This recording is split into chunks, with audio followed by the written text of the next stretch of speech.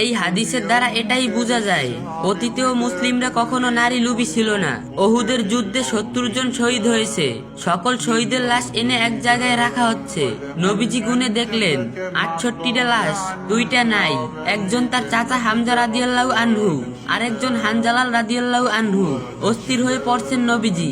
সব সাহাবাদের পাঠাইলেন লাশ খোঁজার জন্য। হঠাৎ বোরকা পরা এক মহিলা এসে দাঁড়ালেন নবীজির কাছে। নবীজি তাকে চিনলেন না।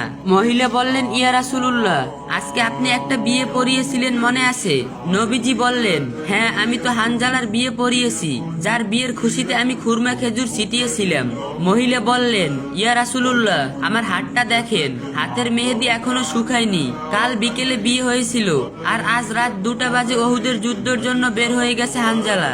বাসর রাতে ওনার সাথে আমার ভালোভাবে পরিচয় হয়নি। সে যাওয়ার আগে বলে গেছেন, যদি বেঁচে থাকি তাহলে দেখা হবে দুনিয়ায়, আর যদি শহীদ হয়ে যাই তাহলে দেখা হবে জান্নাতে।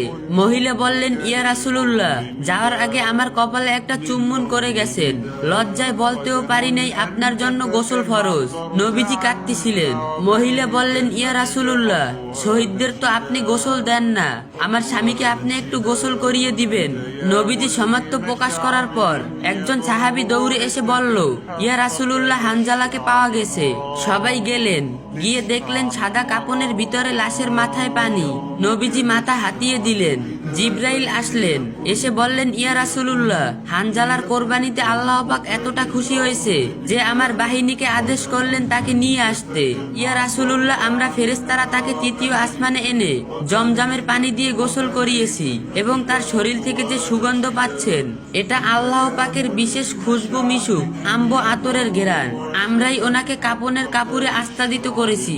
সুবহানাল্লাহ। আল্লাহ তার প্রিয় মানুষকে কি পরিমাণ ভালোবাসেন, কি পরিমাণ সম্মানিত করেন তা আমাদের পক্ষে কল্পনা করাও সম্ভব নয়। সর্বশেষে এটাই বলতে চাই, হে আল্লাহ, আপনি সকল মুসলমান ভাইদের এই পথের প্রতীক হওয়ার তৌফিক দান করুন, আমিন।